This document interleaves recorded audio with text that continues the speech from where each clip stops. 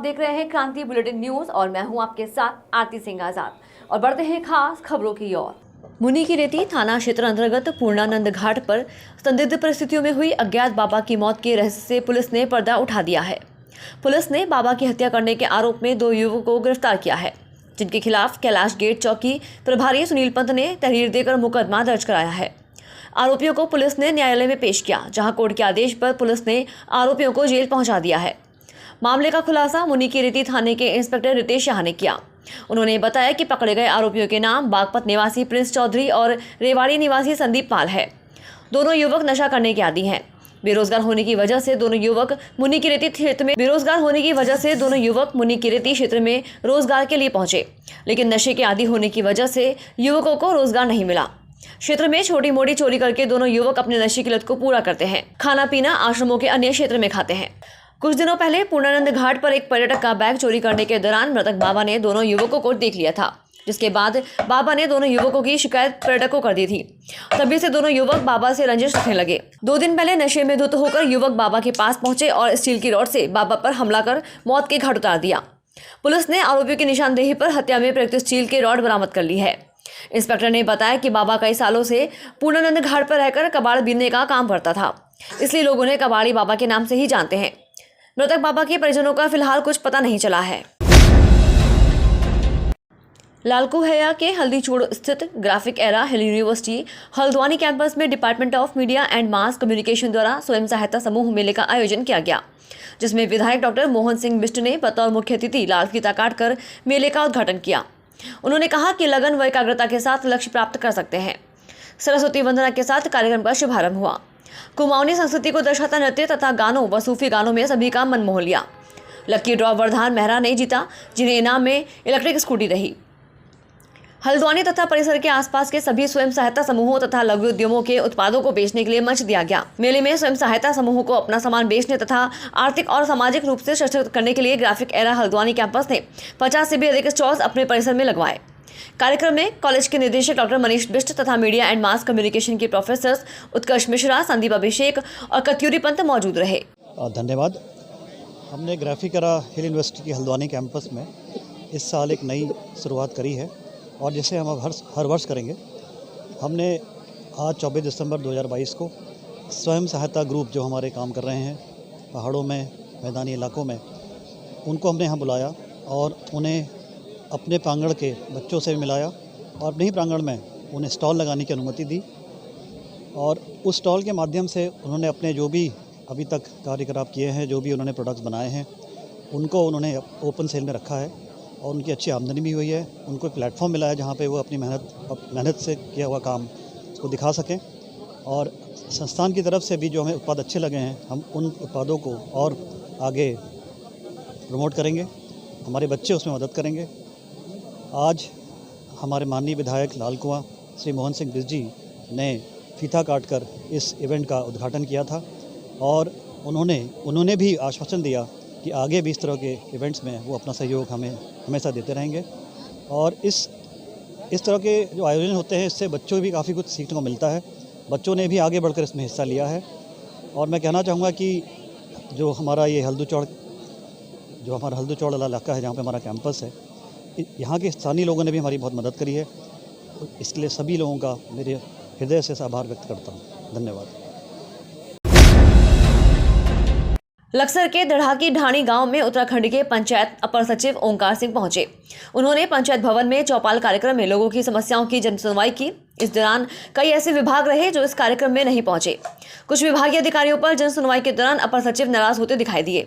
कार्यक्रम के दौरान राशन डीलर गाँव से पानी निकासी, शिक्षा संबंधी, राजस्व संबंधी, जल संसाधन संबंधी शिकायतें प्रमुख रही।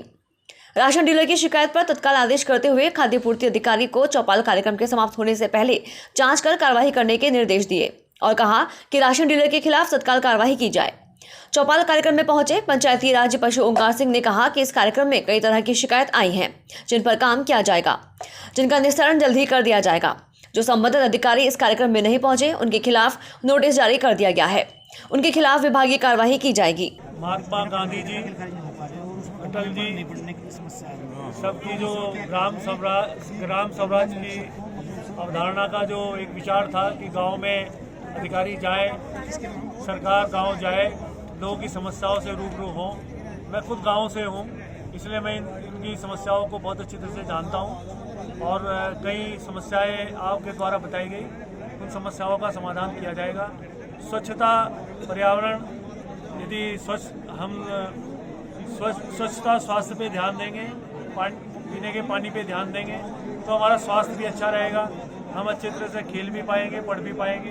बाकी मेरा यहाँ जो हमारे अधिकारी लोग हैं सबका एक सहयोग रहा और एचएम साहब भी आए, मुख्य कृषि अधिकारी जी आए और बाकी अधिकारी आए, सबको समस्याएं लिख ली गई हैं और उनका समाधान किया।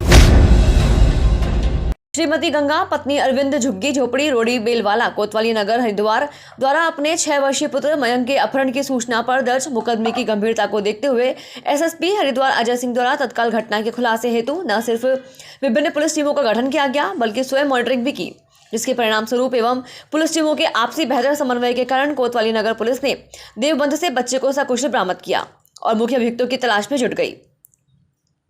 उक्त गंभीर प्रकरण में दिन रात की मेहनत और अनगिनत छोटी बड़ी सूचनाओं को एक सूत्र में पिरोने पर पुलिस टीम को जानकारी मिली कि जिस बाइक से बच्चे का अपहरण किया गया था उसकी लोकेशन देवबंद सहारनपुर उत्तर प्रदेश में है।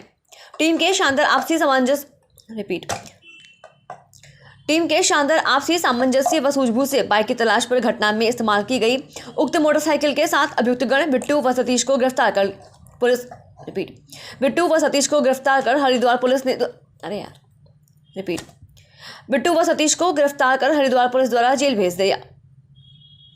भेजा गया, जिससे महत्वपूर्ण जानकारी हासिल हुई कि उनके द्वारा बाइक पात्रा पंजाब से चोरी की गई थी तथा अपने जानने वाले शैंकी को 20,000 रुपये में बेची थी एवं कागज कुछ दिन बाद दी जाने की बात हुई थी।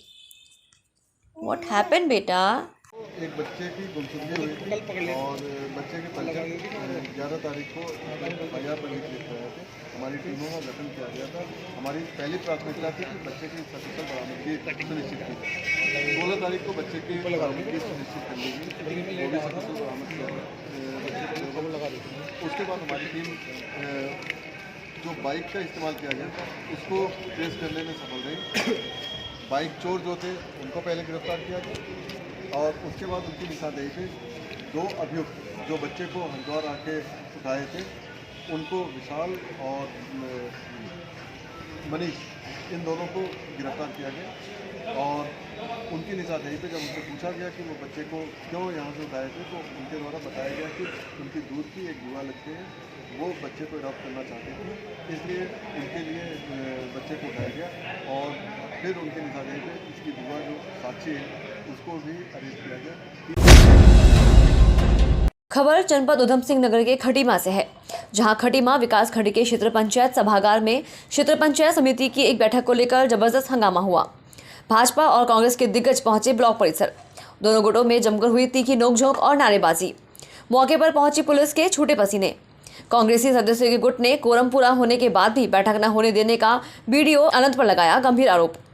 बीडीसी महिलाओं के साथ भी लगाया अभद्रता का आरोप।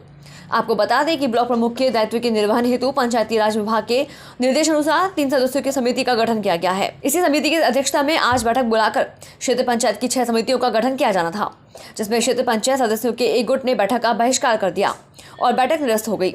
साथ ही समितियों का पुनर्गठन नहीं हो सका, जिससे आक्रोशित दूसरे गुट ने कोरम पूरा होने के बाद भी सदन की कार्यवाही नहीं कराए जाने का वीडियो पर गंभीर आरोप लगाते हुए जमकर हंगामा काटा और नारेबाजी की। वहीं मामला बिगड़ता देख पुलिस प्रशासन ने मौके पर पहुंचकर स्थिति को नियंत्रण में किया। वहीं कनिष्ठ ब्लॉक प्रमुख प्रवीण बिष्ट उर्फ पिंटू ने भी सदस्यों का कोरम पूरा होने के बाद बैठक की कार्यवाही न होने देने का आरोप खंड विकास अधिकारी पर लगाया। वहीं इस मामले में खंड विकास अधिकारी असित आनंद ने बताया कि कुछ सदस्यों द्वारा बैठक का बहिष्कार किए जाने के कारण बैठक निरस्त हो गई और पुनर्गठन की कार्यवाही नहीं हो सकी। जो त्रिस्तरीय पंचायत समिति गठित की गई है प्रमुख साहब के ऊपर शासन द्वारा, उसके द्वारा अचानक एक बैठक आहूत की गई थी समितियों के पुनर्गठन के संबंध में, जिसमें कि हमें 23 घंटे पहले वीडियो साहब के द्वारा सूचित किया जाता है कि कल बैठक है। तो हम लोग यहाँ पर सब एकत्रित हुए, 40 के 40 बीडीसी मेंबर यहाँ पे एकत्रित थे, जिसमें कि यहाँ पे जो पंचायत समिति गठित है उन्होंने कहा कि समितियों का पुनर्गठन करना है लेकिन बहुमत के आधार पर वो सिद्ध नहीं कर पा रहे थे, तो उन्होंने बैठक का बहिष्कार कर दिया, जिससे वह चले गए। लेकिन कोरम पूरा होने के बावजूद और यहाँ पर जितने भी हमारे सम्मानित क्षेत्र पंचायत सदस्य मौजूद थे, तो हमने बीडीओ साहब से कहा कि साहब कार्रवाई इसमें आगे बढ़ाइए, कार्रवाई लिखित रजिस्टर में लिखित कीजिए और सबके साइन कराइए। तो बीडीओ साहब ने नहीं, ये कार्रवाई नहीं करवाई उस रजिस्टर में अंकित, और उठकर चल दिए, जिससे सभी पंचायत सदस्यों में आक्रोश व्यक्त है। और हमने इसकी सूचना उच्चाधिकारियों को फ़ोन के माध्यम से देनी चाहिए, तो सीडीओ साहब ने फ़ोन नहीं उठाया और हमारी कोई कहीं सुनवाई नहीं हो रही है। इसलिए हम चाहते हैं कि पत्रकार बंधुओं से हमारी ये विनती है कि हमारी इस खबर को सम्मानजनक तरीके से इसको उठाया जाए। आज बीडीसी सदस्यों की जो बैठक बुलाई गई थी वो अध्यक्ष के चुनाव के लिए नहीं थी, वरन क्षेत्र पंचायत की जो 6 समितियां होती हैं उनके पुनर्गठन के लिए थी। इसमें माननीय प्रमुख के दायित्वों के निर्वहन हेतु पंचायती राज विभाग के द्वारा दिए गए निर्देशों के क्रम में 3 सदस्यीय समिति का गठन किया गया था। उक्त समिति की अध्यक्षता में आज की बैठक बुलाई गई थी, किंतु किन्हीं कारणवश उस समिति ने आज की बैठक का बहिष्कार कर दिया, जिस कारण से आज की बैठक निरस्त हो गई और पुनर्गठन का कार्य नहीं किया जा सका। फिलहाल इतना ही। खबरों का सिलसिला लगातार जारी है। बने रहे क्रांति बुलेटिन न्यूज के साथ। नमस्कार।